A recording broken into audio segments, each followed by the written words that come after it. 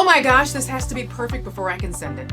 I need more feedback. We're not quite ready. I need to research more.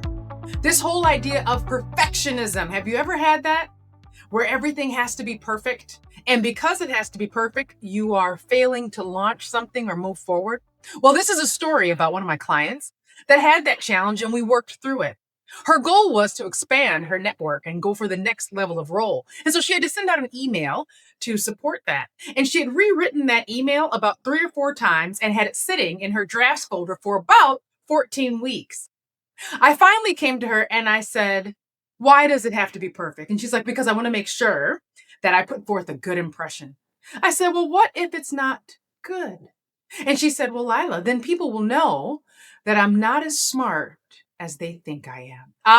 And so we got to the real problem. There it was, the real fear that she had. And it wasn't that the email was going to be bad or some of the information in it would be wrong.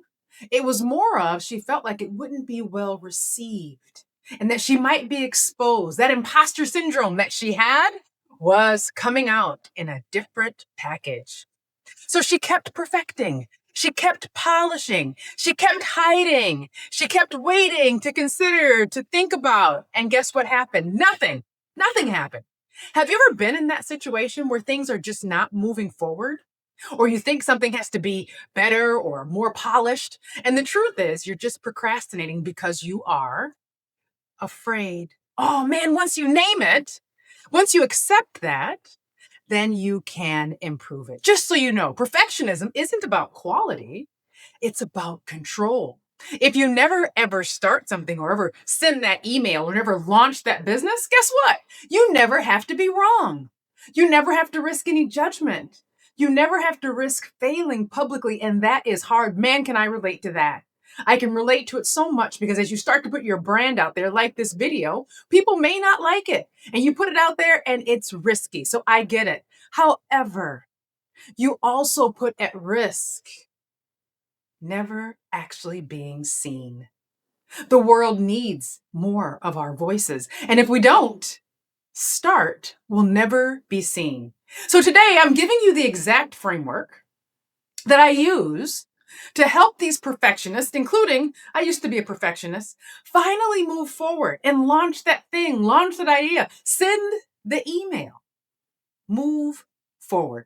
And it's something that I call the 3-question test. Yes, I love 3 questions because they're easy. Step 1, when you're stuck editing or you're stuck procrastinating, ask yourself this: am I improving it? Am I improving what I'm looking at? Or am I just changing it over and over again? So, in other words, am I stalling or am I not moving forward because I'm waiting to improve it? That's one thing. If in fact you are improving it, then great. If you're just swapping words that are equally as good and you're not really editing, then you're probably stalling, right? So that's the first question. Am I improving it or am I just changing it? Am I just iterating on it? The next one is, what's the worst thing that can happen if I send this email or post this idea to my social networks? What's the worst thing that can happen? Ask yourself that. And once you say that out loud, and you actually say, wow, it's probably not as catastrophic as I'm thinking, it's a lot easier to move forward. A lot of times we think things are much worse than they are in real life. We create this story in our head that simply isn't true, and it holds us back for years. Finally, that third question: am I waiting for perfect or am I waiting to feel ready? By the way, you never feel ready. You never feel ready in most cases, especially for things that are difficult. If you are waiting for perfect, that's one thing. If you're waiting to feel ready, that's another. Here's the truth. As I mentioned, you'll never feel ready. Readiness is a feeling. Shipping, launching, sending is a decision. I'll say it again. Readiness is a feeling. Shipping something, launching something, or taking an action is a decision. 2 very different things. Now, step 2. Once you've asked those 3 questions and you're ready to move forward, the next thing you want to do is you want to set a good enough, this is good enough standard before you start. What does that do? It helps you from procrastinating into infinity. Perfectionists usually leave done undefined, so they keep on editing forever. So instead, decide up front, what does good enough look like for this particular task? And once you do that, you'll have a way of saying, all right, let's ship it. And you'll catch yourself, you'll disrupt yourself from stalling. For my client, what we did was we set 3 criteria. The first one is the main point very clear. Are there any obvious errors? And would she send this to a friend? And basically, if yes was the answer to all 3, then we ship it. It moves forward. No more debate, no more consider, to think about, to decide. We simply ship it. Good enough isn't lowering your standards. Sometimes people say, oh, that seems like it's just, lowering the standards. It's not. It's defining them so that your brain stops moving the goalposts, because who realizes that we do that all the time, right? Our brain just keeps on spinning and speaking and going on and keeping us from moving forward. Now, step 3, the 48-hour shipping rule. What is that? Here's how it works. Once something is good enough by your own criteria, you've got 48 hours to ship it, 48 hours to push go. Why? Because no more I'll post it on Monday, or no more let me get one more opinion. You are committing to moving forward. 48 hours is more than enough time. Then it goes live, ready or not. Once you set that as a framework, guess what? You'll start to ship things. You'll start to make things happen. And will it always be perfect? No, but more times than not.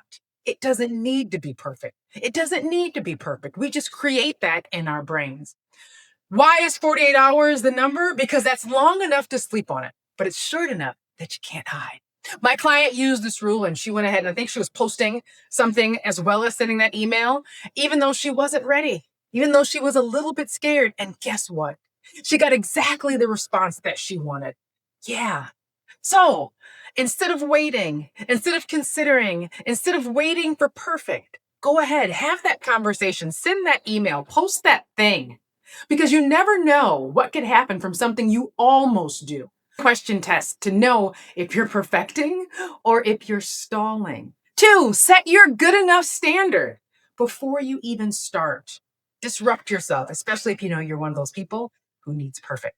And number 3, once it's good enough, you got 48 hours to hit go and to go ahead and ship it. Version 1 is supposed to be awkward. That's the entire point. But remember this, version 1 of whatever you're doing creates version 2. And version 2 is where the magic actually starts. In this week's newsletter, I go deeper on the perfectionism tax and what your strategic planning that you're doing is actually costing you, not in platitudes, but in actual dollars. So you should probably go ahead and follow me here on YouTube and make sure you're subscribed to my newsletter so you don't miss it. I look forward to seeing you there.